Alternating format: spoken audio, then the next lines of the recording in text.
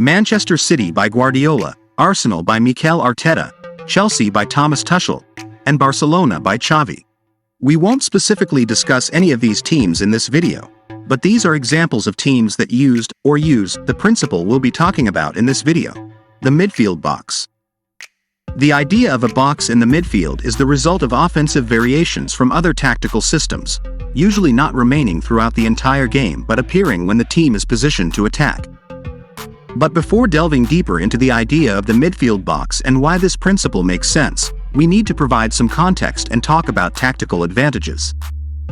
In football, there are 5 types of tactical advantages: numerical superiority, positional superiority, qualitative superiority, kinetic superiority, and socio-affective superiority, which is simply team chemistry. To discuss the box in the midfield, we need to primarily understand numerical, positional, and to some extent, qualitative superiority. Numerical superiority is straightforward. It occurs when a team has more players positioned in the sector of the field that matters at that moment.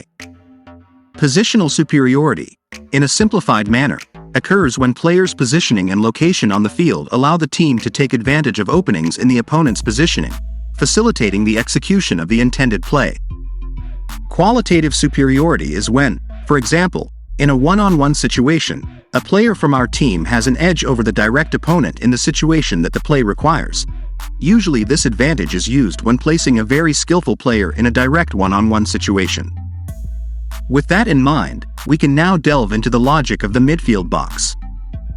If we consider the most commonly used tactical systems in modern football, such as the 4-3-3, the 4-2-3-1, and the 4-4-2, we typically observe 2 or 3 players in this central region.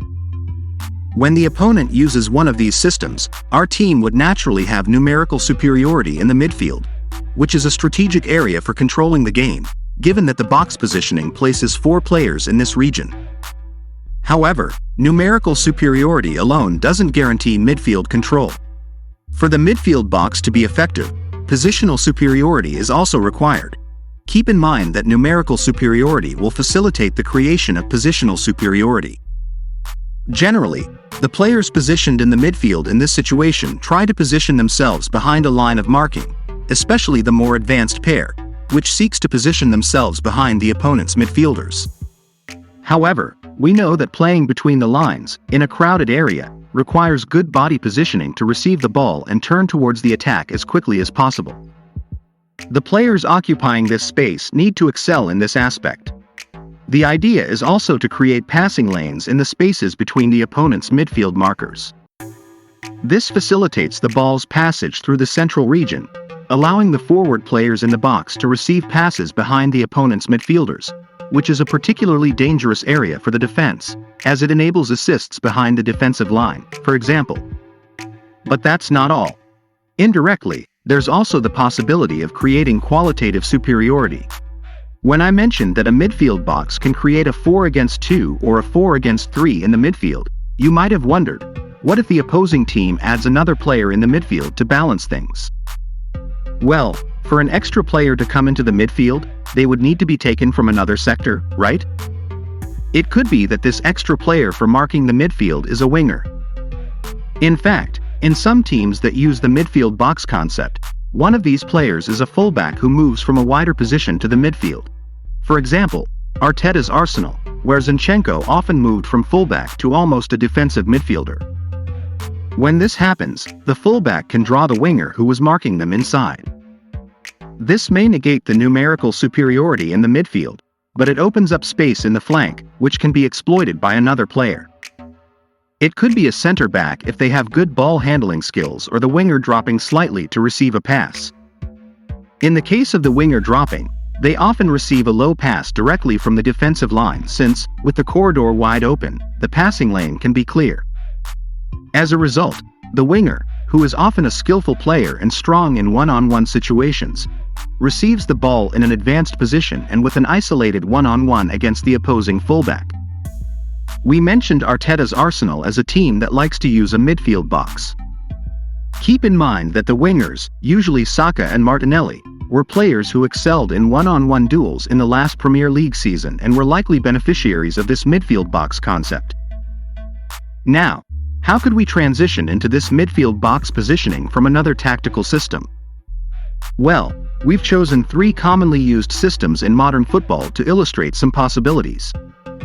First, let's talk about the 4-3-3. As we like to say, how the original system varies depends on the characteristics of the players occupying each position. But a simple idea to transform the 4-3-3 into this midfield format is to field 2 full-backs with good playmaking abilities.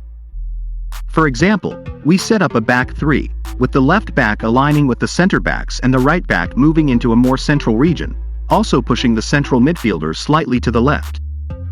The 2 central midfielders would position themselves higher up, behind the opposing midfielders, and the wingers would stay wide.